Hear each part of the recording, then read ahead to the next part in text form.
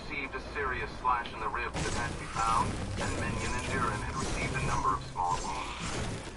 Valinor was untouched, his body protected from the gnome swords by the lightweight chainmail that shredded throat. The four paused only long enough to bind up Dale's rib wound before picking up the stretchers and continuing at an even faster pace along the deserted path. They had further reason to hasten now. Gnome hunters would be quickly on their trail once they found their flying comrades. Minion tried to guess the hour from the position of the stars, and by estimating their time of travel since the sun had set back in the Wolfshedog Mountains, we could only conclude it was somewhere in the early morning hours. The Highlander felt the final signs of fatigue begin to creep through his aching arms, and strained back muscles as he walked rapidly behind the broad form of Valinor who had taken the lead. They were all close to the donkey. The bodies of the horse, these Valinor encounters were first the monster of the Wolfshedog, and then the gnome. They were encounters primarily because they knew what would happen if they on any Nevertheless, 30 minutes after the brief battle with the gnome rear guard, simply collapsed by a lost blood. Several minutes reminded back on the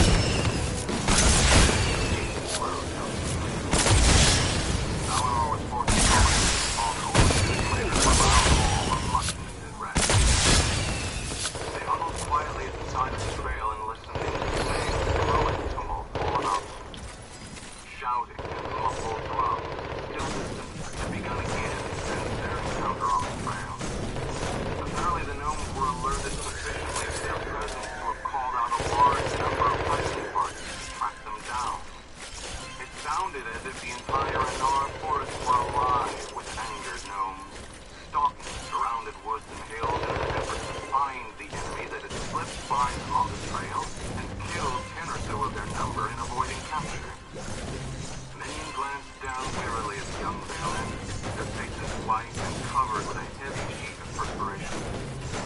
He could hear them moaning through the cloth gag, see their limbs convulse as the poison seeped relentlessly through their failing systems.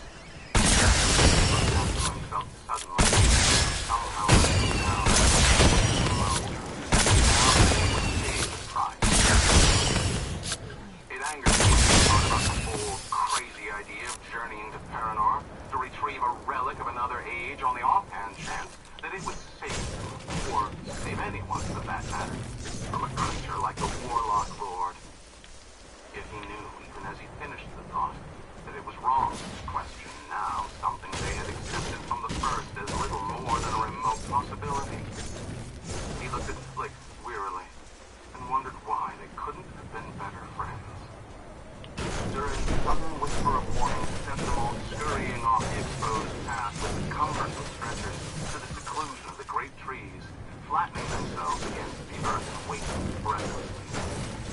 A moment later, the distinct sound of heavy boots reverberated along the deserted trail, and from the direction in which they had come, a party of gnome warriors marched out of the darkness toward their hiding place. Valinor immediately knew there were too many for them to find and placed a restraining hand on the excited Minion to keep him from making any sudden movement. The gnomes marched along the trail in formation, their yellow faces stony in the starlight as their wide-set eyes glanced uneasily about the dark forest. They reached the point where the company crouched in hiding and moved on up the trail without pausing, unaware that their quarry was within a few feet. When they had disappeared from sight and there was no further sound of them, Minion turned to Valinor. We're finished if we don't find Eleanor. We won't get another mile carrying Shay and Flick under these conditions unless we have help. Eleanor nodded slowly and made no comment. He knew the situation. But he knew as well that stopping now would be worse than capture or a second encounter with the gnomes. Nor could they leave the brothers in these woods and hope they could find them after they got help. It was clearly a greater risk. He motioned the others to their feet. Without speaking, they picked up the stretchers and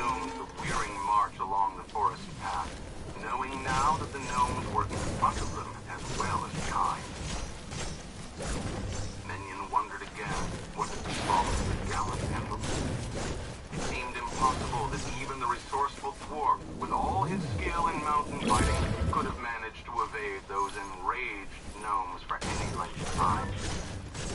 In any event, the dwarf could not be in much worse shape than they were, wandering about the Anar with wounded men and no help in sight. If the gnomes did find them again before they reached safety, Minion had little doubt as to the outcome. Again, Durin's sharp ears picked up the sound of approaching feet, and everyone leaped for the safety of the great trees.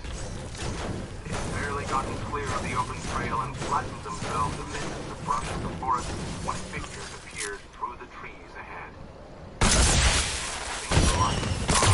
Durin's sharp-eyed immediately checked out the leader of the small party, with a giant of heavy cloak and a long black robe wound loosely about his lean body. Later, the others saw him as well. Durin's sudden warning, stifled exclamation was forming on the lips of Valinor and Minion. They squinted through the darkness and saw that the small, white-cloaked figures accompanying the historian were unmistakably known. "He's betrayed us," whispered James harshly, his hand instinctively reaching for the long hunting knife at his belt. "No, wait a minute," ordered Valinor quickly, motioning them all to lie flat as the party came closer to their hiding spot. Valinор's tall figure approached slowly along the trail in no apparent hurry. Deep-set eyes turned straight ahead as he walked. His dark brow was furrowed in concentration. Minion knew instinctively that they would be found, and tensed his muscles for the leap onto the trail where his first blow would destroy the traitor. He knew he would have no second chance. The white-garbed gnomes followed their leader dutifully, not marching in any particular order as they shuffled along. Suddenly, Alanon halted and looked around in startled realization, as if sensing their presence. Minion prepared to spring, but a heavy hand grasped his shoulder, holding him firmly against the earth. "Valinor," called the tall wanderer evenly, moving neither forward nor to either side as he looked about expectantly. "Release me," demanded Minion furiously of the Prince of Calamorn. "I have no weapons."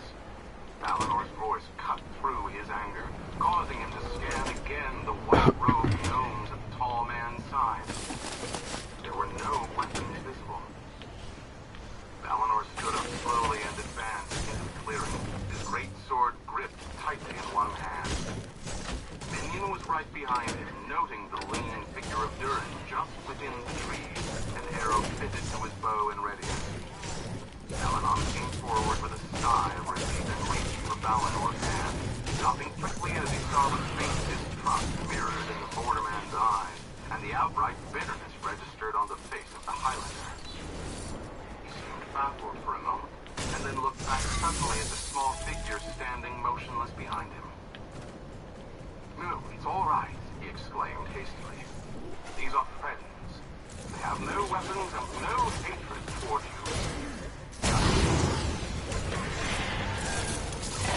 For a moment, no one moved.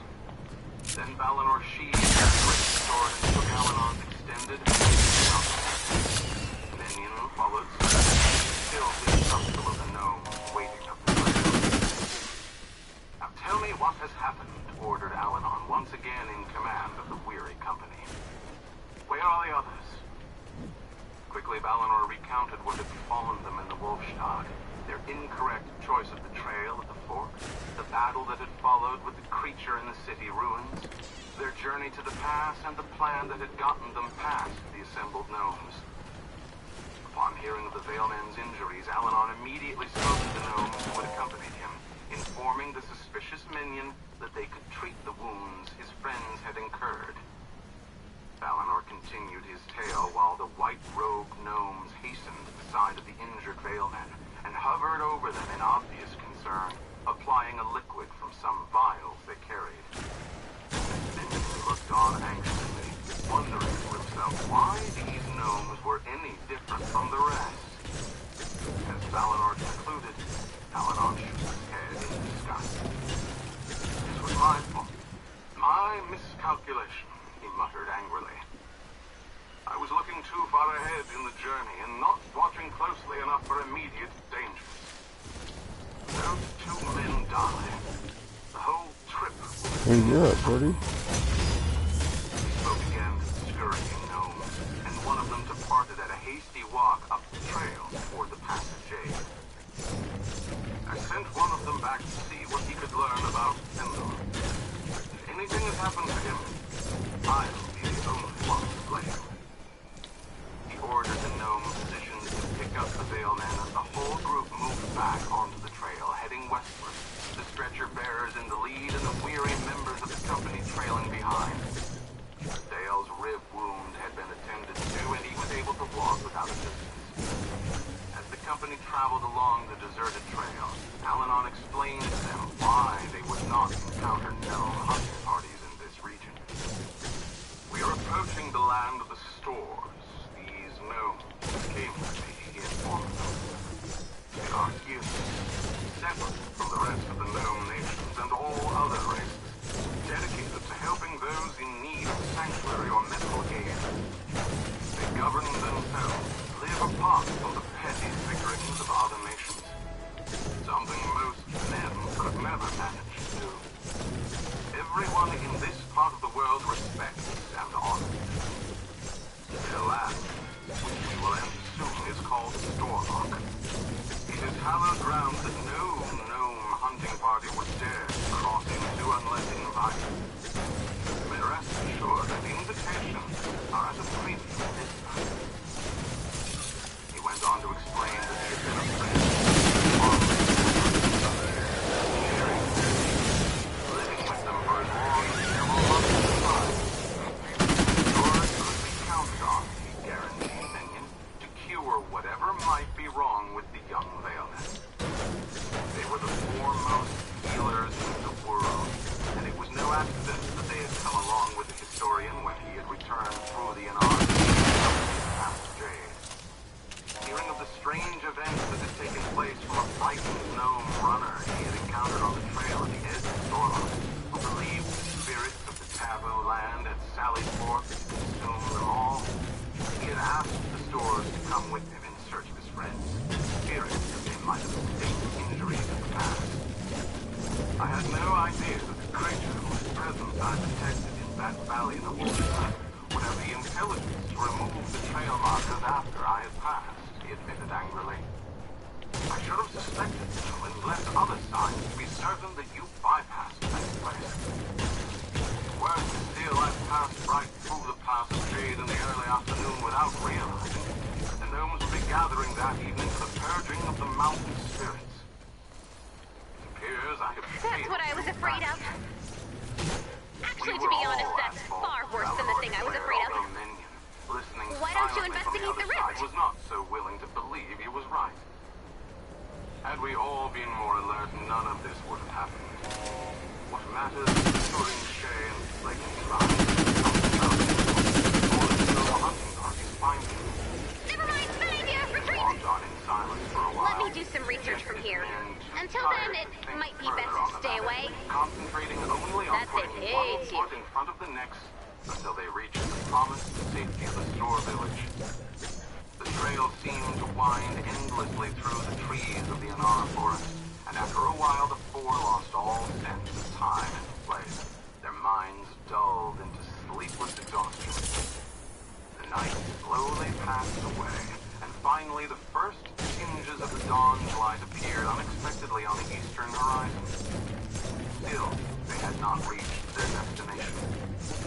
It was an hour later when they finally saw the light of night fires burning in the store village, reflecting off the trees encircling the tired travelers. All at once, they were in the village, surrounded by ghost-like stores, wrapped in the same white cloaks, looking at the men with sad, unblinking expressions as they helped the exhausted travelers into the shelter of one of the low buildings.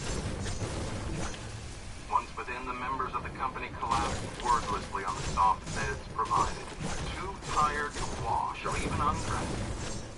All were asleep in seconds, except for Minion Lee, whose high-strung temperament fought back the clutches of a soothing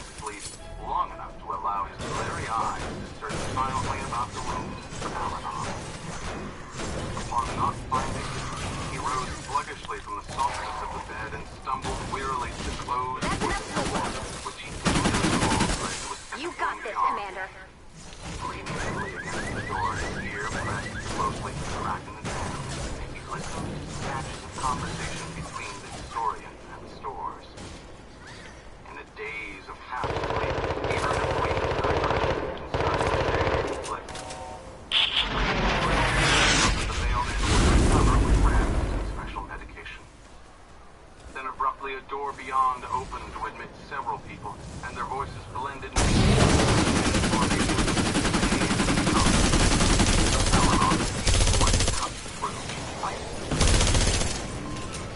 What have you discovered? He demanded.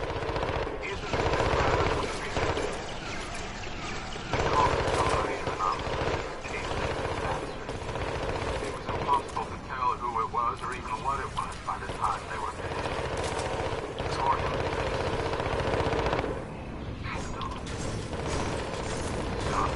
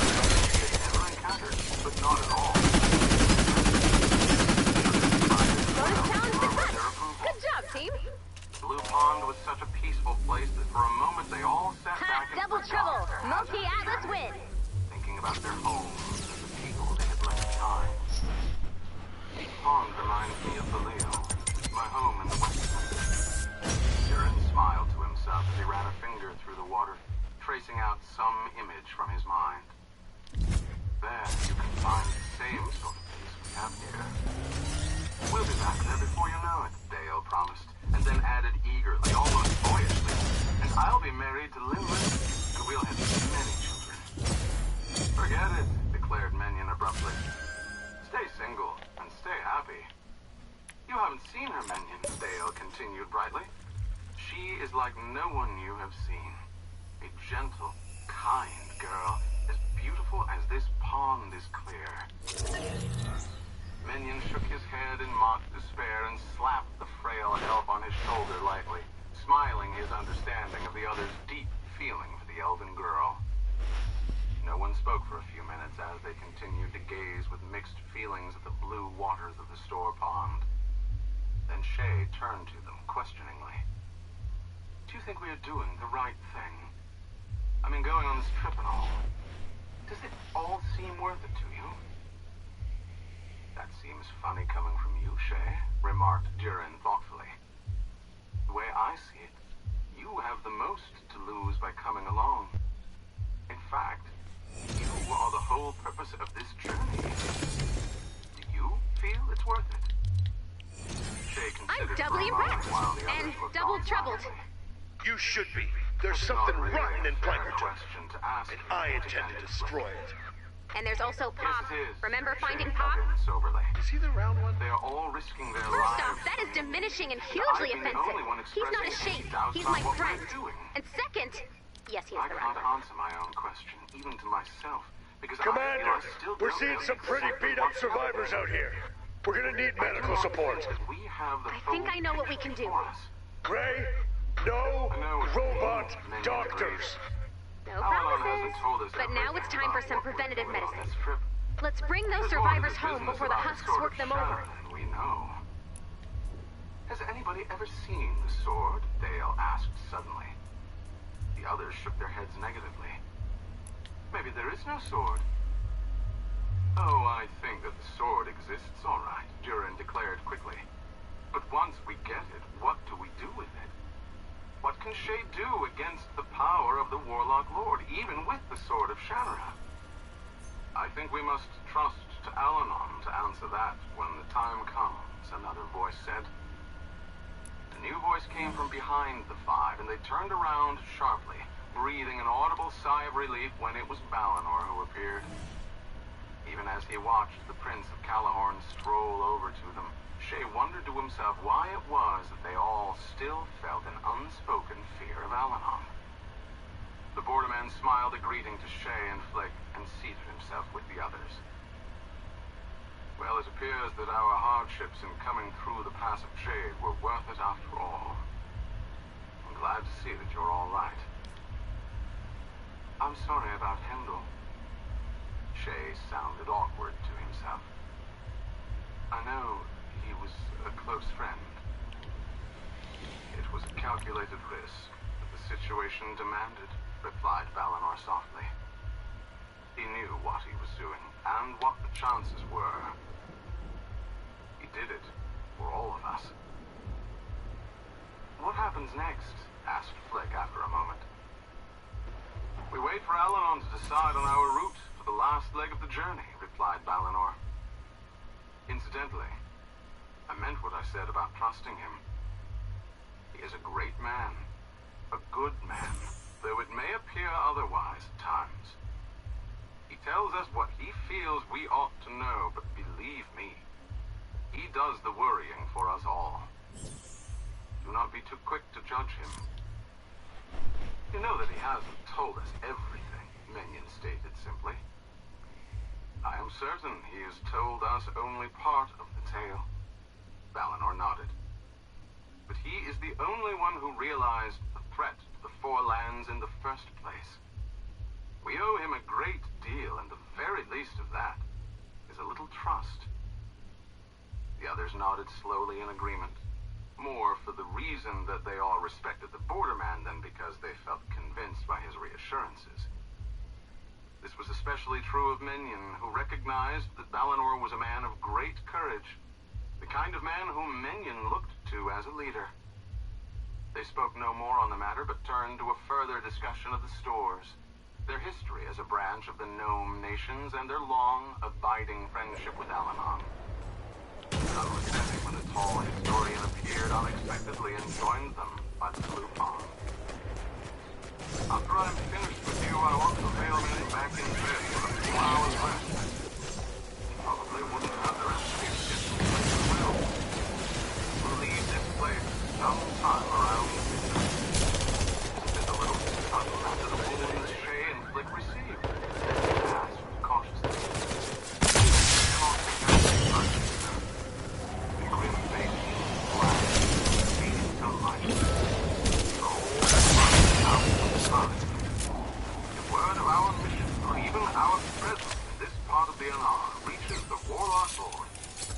try to move the sword immediately, and without it, this journey is pointless.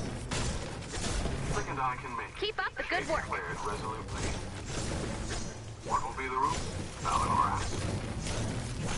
To across the Rav Plains tonight, a march of about 4 hours. If you're lucky, we will not be caught out in the open, though I am quite sure the skull will be searching for both Shay and myself. We can only hope they haven't managed to trace us into the NR. I hadn't told you before because you had enough to concern you. But any use of the Elf Stones pinpoints our position to Brona and his hunters. The mystical power of the stones can be detected by any creature of the spirit world. Hi, Commander. You should take out some husks. And you should do a really good job. And you should not make eye contact with the nature for a while. Possibly, maybe never again. Does anyone know where the new recruits are? They're in hiding. That has been happening a lot. Is this because of the Major's... Adult onset super rage? Yes. I wonder what's been going on with him. We've been talking too long. He's watching. He's always watching. Little realizing how much danger they were really in. Survivor in danger. Feared the most. He knew the use of the stones. Terrible form. Then why did you tell us? Demanded Shay angrily.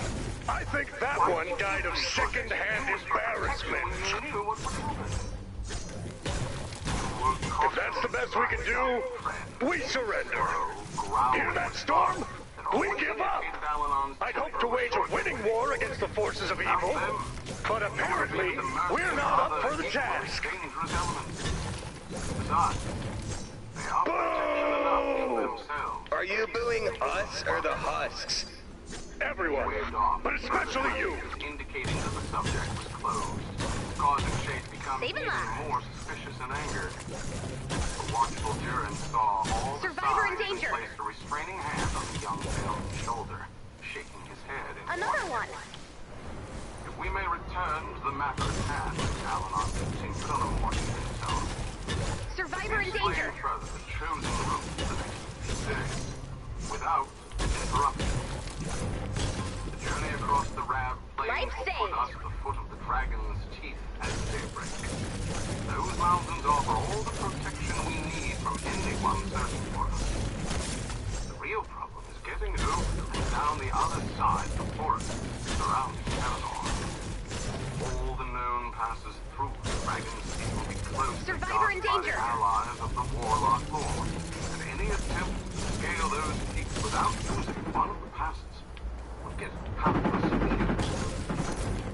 We'll go Good through the save. mountains by the different route, one that they won't be guarded. Wait a minute, exclaimed Valinor in astonishment. You don't plan to take us through the tunnel Survivor in of danger. Kings.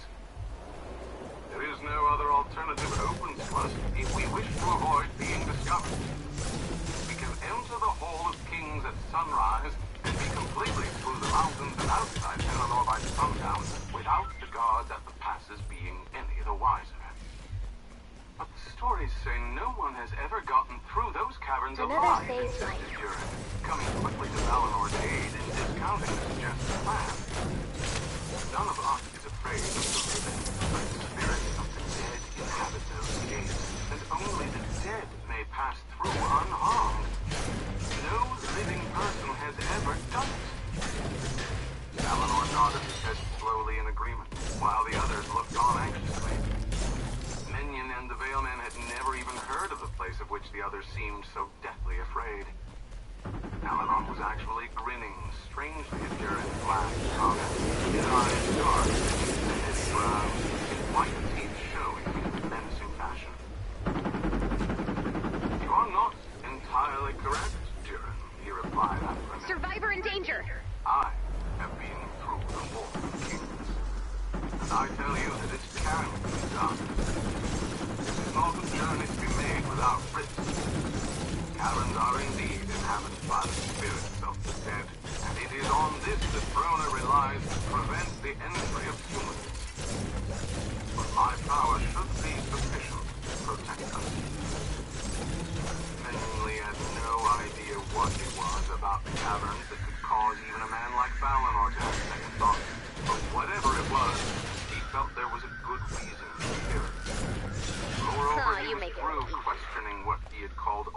wives' tales and foolish legends since the encounters in the Mist Marsh and the Wolfstag. What really concerned him now was what sort of powers the man who proposed to lead him through the caves of the Dragon's Teeth might possess that could protect them from threats. The entire journey has been a calculated risk. Al-Anon was speaking once again. We all knew what the dangers were before we began. Are you ready to turn back at this point? Or do we see the massive proof to the end? We will follow you, Al-Anon declared after only a moment's hesitation. You knew we would. The risk is worth it if we can lay our hands on the sword. Al-Anon smiled slightly. Each set eyes traveling over the faces of the others, meeting each gaze piercingly. Coming to rest at last on Shay. The mailman stared back unfalteringly, though his heart felt twinges of fear and uncertainty. Survivor in as his danger! eyes bored into his innermost thoughts, seemingly aware of every secret doubt the mailman's mind concealed. Very well. Al-Anon nodded confidence. Go ahead. And rest. He turned abruptly and walked back toward the door. Eleanor hastened after the departing figure, apparently wishing to ask something further. The other dwarves spoke until they were out of sight. Then for the first time, Shay realized it was almost dawn. The sun sinking slowly beneath the horizon, and the twilight a soft white light in the deepening purple sky. For a moment, no one moved. Someone they climbed their feet and retired.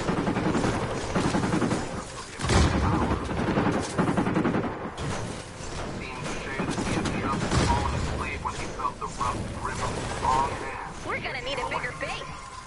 A moment later, the sharp glare of a burning torch flickered through the darkened room, causing him to squint protectively while his sleep-filled eyes adjusted to this new light. Through a mist of sleep, he saw the permanent face of Minion Lee, the anxious eyes telling him that the hour had come for them to depart. He rose unsteadily in the cold night air and, after a moment's hesitation, hastened to dress. Flick was already awake and half-dressed, his stolid face a welcome sight in the eerie silence of midnight. Shay felt strong once again, strong enough to make the long march across the ravaged plains to the Dragon's Teeth and beyond if necessary. Anything to reach the end of the journey. Minutes later, the six men were making their way through the sleeping door noticing the field effort.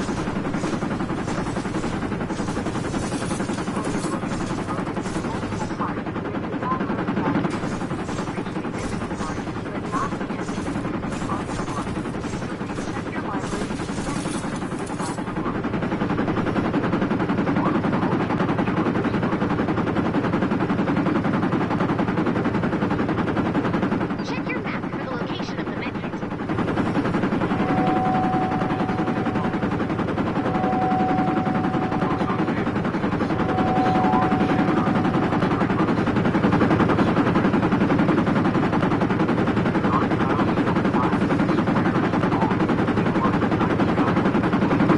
Blanket of clouds that moved sluggishly toward Al-Anon, determined as travel in the open, and Shay felt reassured by the idea that More any humans, searching fewer emissaries of the corpses. warlock Win-win. lord would have a very difficult time spotting them. As they walked, found that they barely detected the tread of their light hunting boots on the amber.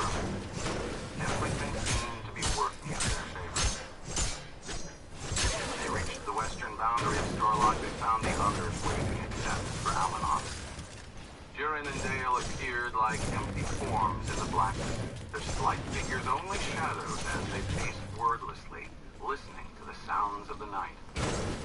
Passing close to them at one point, Shay was struck by the distinctive elven features, the strange pointed ears and the pencil-thin eyebrows arching upward onto the forehead. He wondered if other humans looked at him the way he now looked at the elven brothers. Were they truly different creatures? He wondered again about the history behind the elf people. The history that Al-Anon had referred to once as remarkable, but had never described further. Their history was his own. He knew now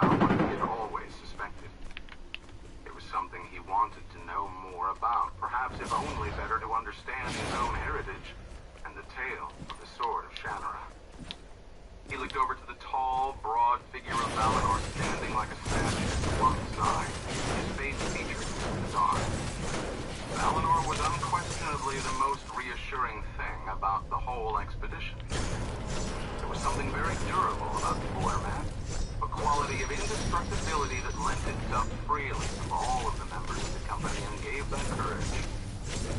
Even Al-Anon did not inspire them in quite this way, although Shay felt that he was easily the more powerful of the two. Perhaps Al-Anon, in his seemingly infinite awareness of all matters, knew what Valinor did for other men and had brought him along for precisely that reason. Quite so. The soft voice was so close to his ear that the Veilman leaped violently in surprise as the black-cloaked wanderers rolled past him and motioned the others to his side. The journey must be made while we have the cover of the night. Stay together and keep your eyes on the men ahead. There will be no talking. Without further greeting, the dark giant led them into the Anar forest along a narrow trail that ran directly west out of Shoreline. Shay fell into step behind Menyon, his heart still in his throat from the fright he received, his mind racing madly back over the past encounters with the strange man, wondering if what he had suspected all along was true after all. In any event, he would keep his thoughts to himself any time Al-Anon was close, however difficult that task might prove to be. The company reached the western edges of the Anar forests and the beginning of the Rab Plains sooner than Shay had expected. Despite the blackness of the night sky, the Veilmen could sense the presence of the dragon's teeth looming in the distance. Without speaking, they looked at one another briefly, and turned back to peer anxiously into the darkness. Al-Anon led them across the empty plainland without pausing and without slackening the pace. The plains were completely flat, free of natural obstructions, and this the only things growing were small scrub trees and bits of scattered brush that were bare and skeleton-like in appearance. The floor of the plain was hard packed earth, so dry in parts that it split apart into long, jagged crevices. Nothing moved about the travelers as they marched in silence, their eyes and ears alert to anything out of the ordinary. At one point, when they were almost 3 hours into the Rab Plains, Dale brought them up with some gesture, indicating that he had heard something behind them, far back in the blackness. They crouched soundless and immobile for several long minutes. Nothing happened. At last, Al-Anon shrugged and motioned them back into line. They resumed their march. They reached the dragon's teeth just before daybreak. The night sky still black and clouded as they halted at the foot of the forbidding mountain, spread upward across their path like monstrous spikes on an iron gate. Both Shay and Flick felt strong, even after the long march, and quickly indicated to the others that they were ready to continue without a rest. Al-Anon seemed eager to move on immediately, almost as if he were determined to keep an appointment. Survivor in danger! They took them straight into the treacherous-looking mountains along pebble-strewn trails that wound gently upward into what appeared to be a pocket at the base of the cliffs. Flick found himself looking up to peaks on either side of the trail. Right angles and occasional glimmers.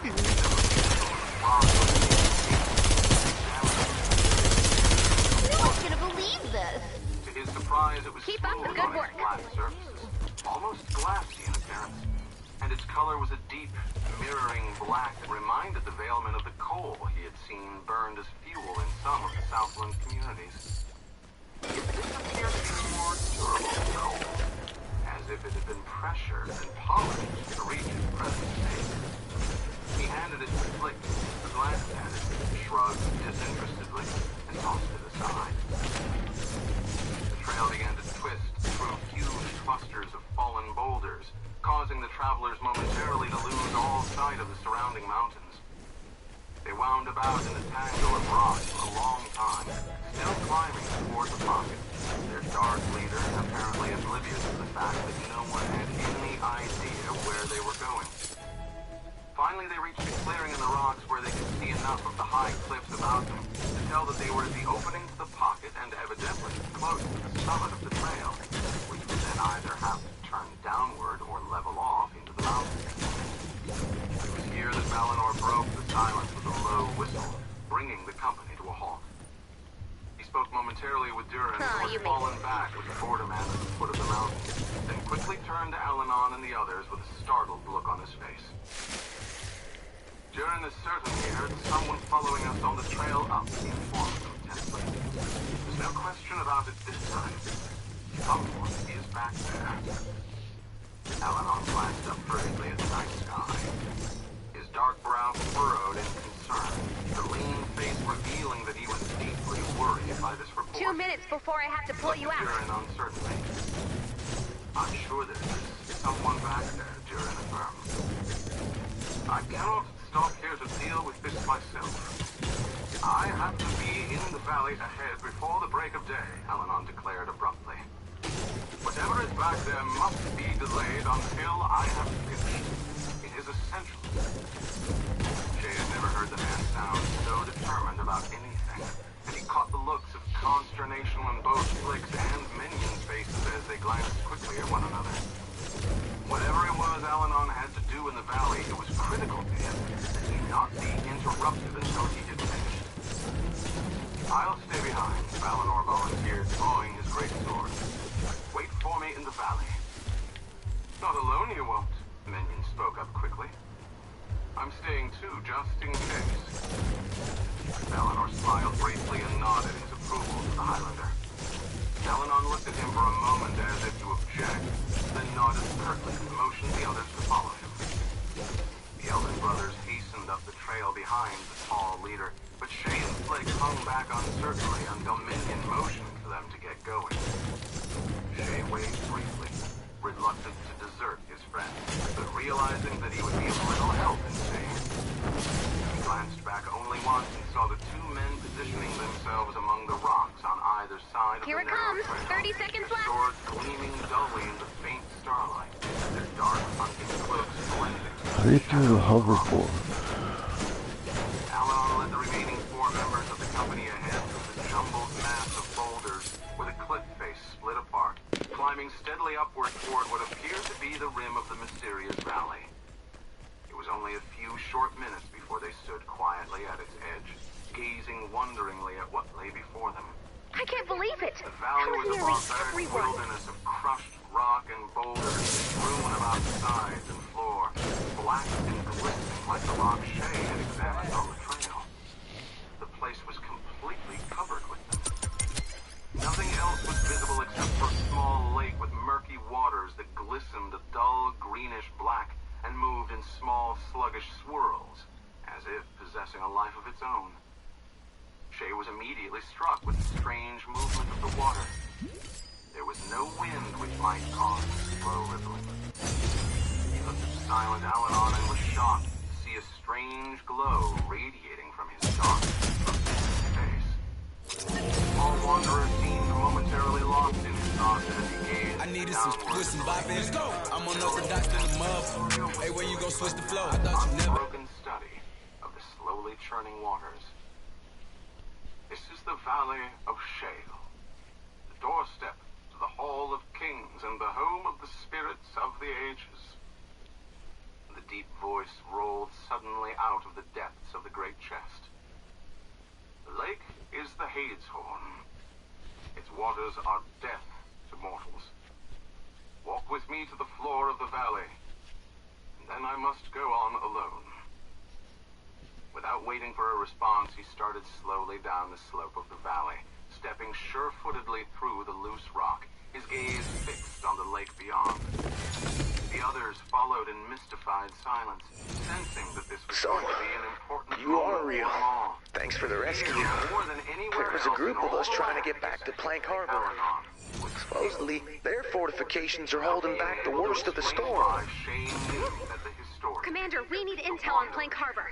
Activate the Lars signal. The man who had brought them through countless dangers on You a wild called? gamble that I'm only getting he weird fully readings in your understood. location.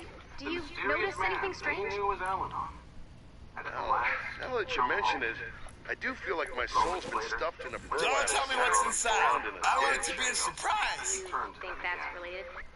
I'm flying high on my science fan. I should be happy as a clam, little robot. I think there's an extra scoop of evil in this zone. You will not. I hope your buddy steered clear of this place. Until I have finished. Where I go, there is only death. They stood rooted in place as he moved away from them across the rocky floor toward the mysterious lake. They watched his tall, black form walk steadily ahead without variation in either speed or direction, the great cloak billowing slightly.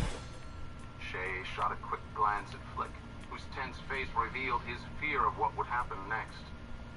For a split second, Shay considered getting out of there, but realized immediately what a foolhardy decision that would be.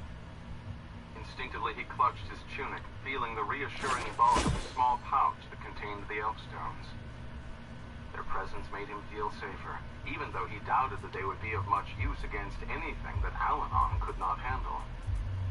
He glanced anxiously at the others as they watched the diminishing figure, then turning back, saw that Al-Anon had reached the edge of the Hades Horn, where he was apparently awaiting something. A deathly silence seemed to grip the entire valley. The four waited, their eyes locked on the dark figure who stood motionless at the water's edge. Slowly, the tall wanderer raised his black-caped arms to the sky, and the amazed men saw the lake begin to stir rapidly, and then churn in deep dissatisfaction. The valley shuddered heavily as if some form of hidden, sleeping life had been awakened. The terrified mortals looked about in disbelief, fearing they were about to be swallowed by the rock-strewn maw of some nightmare disguised as the valley.